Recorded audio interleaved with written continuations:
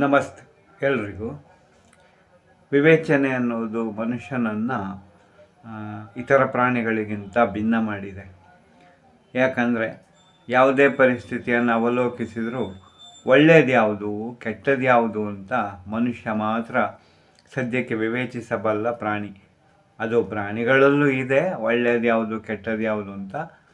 ಆದರೆ ಜೀವನವನ್ನು ರೂಪಿಸಿಕೊಂಡ ರೀತಿ ಮನುಷ್ಯ ಸ್ವಲ್ಪ ಬೇರೆ, ಆಮೇಲೆ ಪ್ರಾಣಿಗಳು ಸ್ವಲ್ಪ ಬೇರೆ. ಕಾಡಿನಿಂದ ನಾಡಿಗೆ ಜೀವನದ ವ್ಯತ್ಯಾಸಗಳನ್ನು ಅನುಸರಿಸಿ ಆ ಥರ ಜೀವನ ನಡೆಯುತ್ತೆ, ಎಲ್ಲರಿಗೂ ಗೊತ್ತಿದೆ. ಅತಿಯಾದರೆ ಅಮೃತವು ವಿಷ ಅಂತ ಒಂದು ಗಾದೆ ಇದೆ, ಹೌದಾ? ಇವತ್ತು ಮೊಬೈಲ್ನ ವಿಷಯವನ್ನೇ ತಗೊಳ್ಳೋಣ. ಮೊಬೈಲ್ ಎಷ್ಟೊಂದು ಒಳ್ಳೇದು ಮಾಡಿದೆ ಅಂತ ವಿವೇಚನಾಯುಕ್ತ ಮನುಷ್ಯ ಯೋಚನೆ ಮಾಡ್ತಾನೆ ಫಸ್ಟು, ಅಲ್ವಾ? ಇವತ್ತು ವಿದ್ಯಾಭ್ಯಾಸ ವ್ಯವಸ್ಥೆಯಲ್ಲಂತೂ ಕ್ರಾಂತಿಕಾರಕ ಬದಲಾವಣೆನೇ ಮಾಡಿದೆ ಮೊಬೈಲು. ಯಾಕಂದರೆ ವಿಷಯಗಳನ್ನು ಸಂಗ್ರಹಿಸಿಟ್ಕೋಬೋದು, ದೇಶ ವಿದೇಶಗಳ ವಿದ್ಯಮಾನವನ್ನು ಕೂತಲ್ಲೇ ನಾವು ನೋಡ್ಬೋದು, ಪ್ರವಾಸಿ ಸ್ಥಳಗಳನ್ನು ನೋಡ್ಬೋದು. ಆಮೇಲೆ ನಮಗೆ ಬೇಕಾಗಿರುವಂಥ ದಿನನಿತ್ಯದ ಜೀವನದಲ್ಲಿ ವ್ಯಕ್ತಿ ಚಿತ್ರಣವನ್ನು ಈ ವಿಡಿಯೋಸ್ಗಳ ಮೂಲಕ ಇವಾಗ ನೋಡೋಕ್ಕೆ ಸಾಧ್ಯ ಇದೆ. ಪ್ರಪಂಚದ ಮೂಲೆ ಮುಳುಕುಗಳಲ್ಲಿ ಏನು ವ್ಯತ್ಯಾಸ ಇದೆ ಅಂತ ಇವತ್ತು ವ್ಲಾಗ್ಗಳಲ್ಲಿ ನೋಡಿ ಕೂತ್ಕೊಂಡಲ್ಲೇ ತಿಳ್ಕೊಂಬಿಡ್ಬೋದು.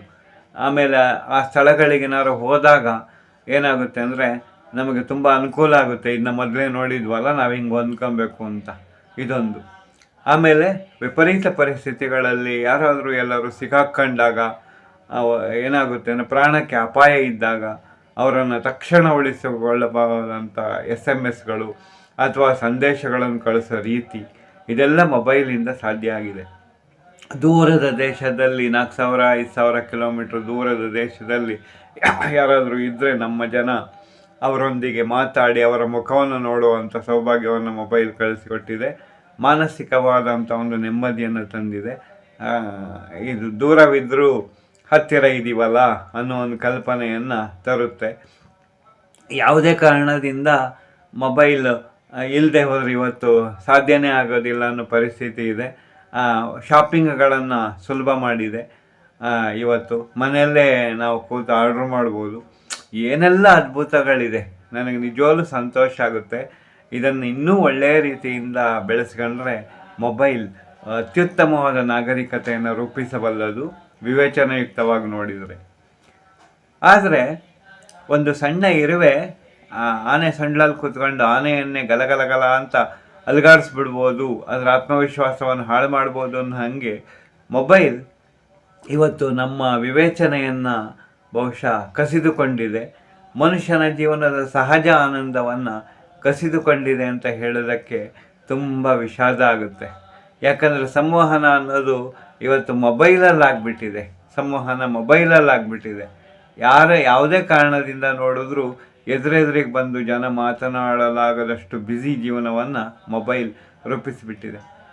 ಈಗ ಯಾವುದೇ ಆಗಲಿ ಏನೇ ಆಗಲಿ ಎಷ್ಟು ನಾಚಿಕೆಗೇಡಿನ ವಿಷಯಗಳು ಬಂದಿದೆ ನೋಡಿ.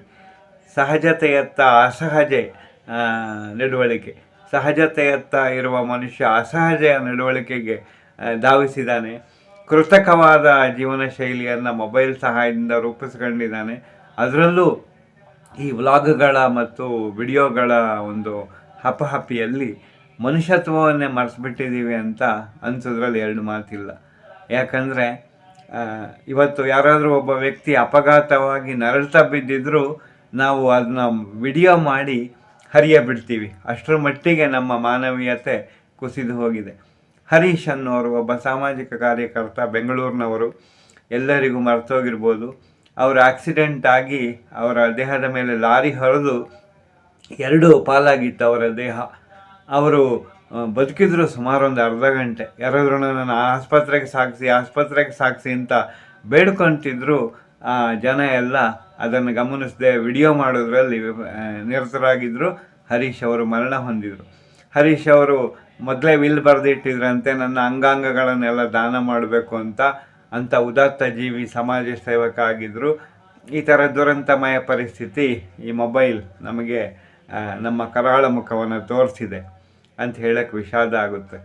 ಇರಲಿ, ಮತ್ತೇನು ಅಂತ ಹೇಳಿದ್ರೆ ಹೀಗೆ ಎಲ್ಲ ವಿಷಯಗಳಲ್ಲೂ ಮೊಬೈಲ್ ಗೀಳಾಗಿ ಪರಿವರ್ತಿಸಿಬಿಟ್ಟಿದೆ ಇವತ್ತು. ಉದಾಹರಣೆಗೆ ಹೇಳಬೇಕು ಅಂತ ನೋಡಿ, ಇವತ್ತು ಟಿ ವಿಯಲ್ಲಿ ಬರುತ್ತಲ್ಲ, ಅದನ್ನ ಹೇಳಿದರೆ ಎಷ್ಟೋ ಜನಕ್ಕೆ ಬೇಜಾರಾಗುತ್ತೆ. ಆದರೆ ಇದರ ಪರಿಣಾಮ ಎಷ್ಟು ದೀರ್ಘಕಾಲ ಮಕ್ಕಳ ಮನಸ್ಸಿನ ಮೇಲೆ ವಿಕೃತವಾಗಿ ಪರಿಣಾಮ ಬೀರಬಲ್ಲದು ಅಂತ ಹೇಳೋದಕ್ಕೆ ನನಗೆ ಒಂದು ಸ್ವಲ್ಪ ಕಷ್ಟ ಆದರೂ ಹೇಳಲೇಬೇಕಾಗಿದೆ ಅಂತ ಅನಿಸುತ್ತೆ. ಯಾಕಂದರೆ ಹೇಳಬೇಕಾದುದನ್ನು ಹೇಳುವ ಕಾಲದಲ್ಲಿ ಹೇಳದೇ ಇದ್ದರೆ ನಾವು ಸಮಾಜದ ಒಂದು ನೈತಿಕ ನೆಲೆಗಟ್ಟಿನ ಒಂದು ಇಟ್ಟಿಗೆ ಕುಸಿಯೋದಕ್ಕೆ ಕಾರಣ ಆಗ್ತೀವಿ. ಈಗ ಉದಾಹರಣೆಗೆ ದಾಂಪತ್ಯ ಜೀವನದಲ್ಲಿ ಎಷ್ಟೋ ರಸನಿಮಿಷಗಳಿರುತ್ತೆ ಅಲ್ವಾ?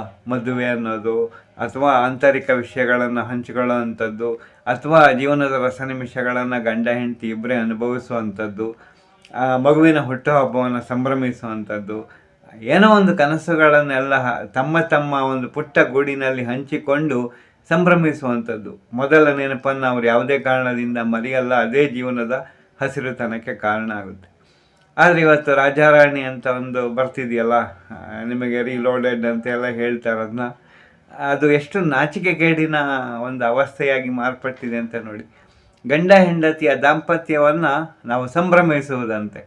ಅವರು ಏನು ಜೀವನದಲ್ಲಿ ಏನೇನು ಒಳತೋಟಿಗಳನ್ನು ಹಂಚ್ಕೊಂಡಿರ್ತಾರೆ ಅದನ್ನೆಲ್ಲ ಟಿ ವಿ ಪರದೆಯ ಮೇಲೆ ಬಂದು ಅವ್ರು ಹೇಳ್ಕೊಳ್ಳೋದು, ಅವರಿಗೋಸ್ಕರ ಒಂದು ಕೃತಕ ವಾತಾವರಣವನ್ನು ಇವರು ನಿರೂಪಿಸಿರೋದು, ಜಡ್ಜ್ಗಳು ಕೂತ್ಕೊಂಡು ಅವರ ಪ್ರೀತಿ ವಿಶ್ವಾಸದ ಒಂದು ರೀತಿ ನೀತಿಗಳನ್ನು ನಿರ್ದೇಶಿಸಿ ಹೀಗೆ ಮಾಡಿ ಹೀಗೆ ನಿಮ್ಮ ಪ್ರೀತಿಯನ್ನು ವ್ಯಕ್ತಪಡಿಸಿ ಅಂತೆಲ್ಲ ಹೇಳುವುದು ಅದೆಷ್ಟು ನಾಚಿಕೆಗೇಡಿನ ಸಂಗತಿಯಾಗಿದೆ ಅಂತ ಹೇಳೋದಕ್ಕೆ ತುಂಬ ವಿಷಾದ ಆಗುತ್ತೆ.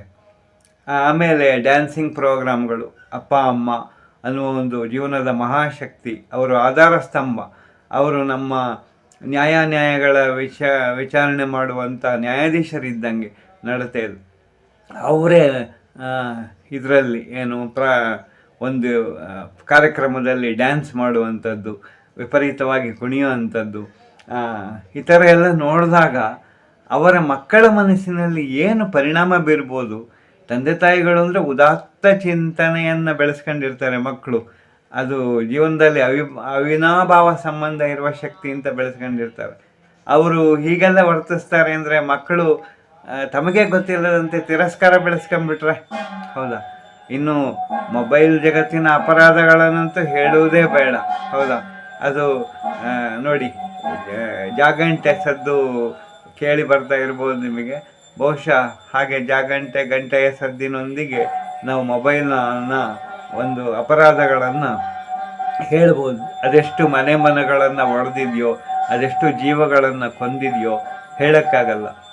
ಅದೇ ಮೊಬೈಲ್ ಇವತ್ತು ಎಲ್ಲದಕ್ಕೂ ವಿಡಿಯೋ ಮಾಡೋದು. ಯಾವುದೋ ಒಂದು ಸುಂದರವಾದ ಮಗು ಬರುತ್ತೆ ಅಂತ ಇಟ್ಕೊಳ್ಳಿ ನಮ್ಮ ಮನೆಗೆ, ಹಳ್ಳಿಯಿಂದ ನಮ್ಮ ದೊಡ್ಡಪ್ಪನ ಮಗನೋ ಚಿಕ್ಕಪ್ಪನ ಮಗನೋ ಮುದ್ದಾದ ಮಗು ಆಗಿರುತ್ತದು. ಅದನ್ನು ಎತ್ತಿಕೊಂಡು ನಾವು ಅದರ ಮುದ್ದಾದ ಆಟವನ್ನು ನೋಡ್ತಾ ಎತ್ತಿಕೊಂಡು ಏನು ಮಾಡಿಬಿಡ್ತೀವಿ ಅಂದರೆ ಮುತ್ತು ಕೊಟ್ಬಿಡ್ತೀವಿ. ಅಯ್ಯೋ ಪುಟ್ಟ ಎಷ್ಟು ಚೆನ್ನಾಗಿದೆಯಲ್ಲೋ ಅಂತ. ಹೃದಯಂಗಮವಾದ ಸನ್ನಿವೇಶ. ತಕ್ಷಣ ಮನೆಯಲ್ಲಿರೋ ಅಕ್ಕ ತಂಗಿ ತಮ್ಮ ಅವರೆಲ್ಲ ಬಂದು ಇನ್ನೊಂದ್ಸಲ ಮಾಡೋ ಅದನ್ನು ಮತ್ತೆ ವಿಡಿಯೋ ಮಾಡ್ತೀನಿ ಅಂತ ಹೇಳುವಾಗ ಎಷ್ಟು ನಾಚಿಕೆಗೇಡಿನ ಸಂಗತಿ ಅದು ಅಲ್ವಾ? ಇತ್ತೀಚೆಗಂತೂ ಇದು ಎಷ್ಟರ ಮಟ್ಟಿಗೆ ಹೋಗಿದೆ ಅಂದರೆ ಸಾವನ್ನು ನಾವೇನು ಮಾಡ್ತೀವಿ ಅಂದರೆ ವಿಡಿಯೋ ಮಾಡ್ತೀವಿ. ಸಾವನ್ನು ವಿಡಿಯೋ ಮಾಡಿಬಿಟ್ಟು ಈ ಸಾವು ನಿಮಗೆ ಇಷ್ಟ ಆದರೆ ಲೈಕ್ ಮಾಡಿ ಶೇರ್ ಮಾಡಿ ಅಂತ ಹೇಳುವಂಥ ನಾಚಿಕೆಗೇಡಿನ ಸಂಗತಿಗೆ ನಾವು ಬಂದುಬಿಟ್ಟಿದ್ದೀವಿ. ಯಾವುದೂ ಅತಿಯಾಗಬಾರ್ದು. ಅತಿಯಾದರೆ ಅಮೃತವೂ ವಿಷ ಅಂದಾಗ ಅದೇ ಇದೆ. ಮೊಬೈಲ್ನ ಒಳ್ಳೆಯ ಪರಿಣಾಮಗಳತ್ತ ಮಾತ್ರ ಚಿಂತಿಸೋಣ, ದುಷ್ಪರಿಣಾಮಗಳನ್ನು ಸಾಧ್ಯವಾದಷ್ಟು ದೂರ ಮಾಡೋಣ. ಮಾನವ ಸಹಜ ಸಂಬಂಧಗಳನ್ನು ಕೃತಕವಾಗಿ ಮೊಬೈಲ್ ಪರದೆಯ ಮೇಲೆ ನಟಿಸುವುದನ್ನು ಬಿಟ್ಟರೆ ನಮ್ಮ ಜೀವನ ಅತೀ ಸಹಜವಾಗುತ್ತೆ. ನಮಗೆ ನಾಟಕ ಮಾಡೋದೆಲ್ಲ ಬಿಟ್ಟು ಸಂತೋಷ ಸಿಗುತ್ತೆ ಅಂತ ಹೇಳಕ್ಕೆ ನನಗೆ ಇಷ್ಟ ಇದೆ. ಇದೆಲ್ಲ ನಮ್ಮ ಜನ ಚಿಂತಿಸಬೇಕಾದ ತುರ್ತು ವಿಷಯಗಳು. ಮೊಬೈಲ್ನಿಂದ ಬರುವ ರೋಗಗಳ ಸರಮಾಲೆಯನ್ನಂತೂ ದಿನ ಕೇಳ್ತೀರಿ. ಕಣ್ಣಿನ ದೋಷ, ಆಮೇಲೆ ತಲೆನೋವು, ನರದೌರ್ಬಲ್ಯ, ಮಕ್ಕಳಲ್ಲಿ ಹಠಮಾರಿತನ, ಆಮೇಲೆ ಕೈ ನಡುಗುವುದು, ಇದೆಲ್ಲ ನಾವು ಆರೋಗ್ಯವನ್ನು ಕಳೆದುಕೊಳ್ಳುತ್ತಿರುವ ಮೈನಸ್ ಅಂಶವಾಗಿದೆ ಮೊಬೈಲಿಂದ. ಮೊಬೈಲ್ ಗೀಳನ್ನು ಆದಷ್ಟು ಕಡಿಮೆ ಮಾಡಿ ಮಾನವ ಸಹಜ ಸಂಬಂಧಗಳನ್ನು ಸತ್ತು ಹೋಗದಂತೆ ನೋಡಿಕೊಂಡು ಜೀವನದ ಉತ್ಸಾಹವನ್ನು ಸದಾ ಹಸಿರಾಗಿಟ್ಟು ಮೊಬೈಲ್ನ ಒಳ್ಳೆಯ ವಿಷಯಗಳನ್ನು ಮಾತ್ರ ಉಪಯೋಗಿಸ್ಕೊಳ್ತಾ ನಾವು ಬದುಕೋಣ, ಬೇರೆಯವರನ್ನು ಬದುಕಕ್ಕೆ ಬಿಡೋಣ. ನಮಸ್ತೆ. ಉಳಿದ ವಿಷಯ ಎಲ್ಲ ನಾಳೆ ಮಾತಾಡೋಣ.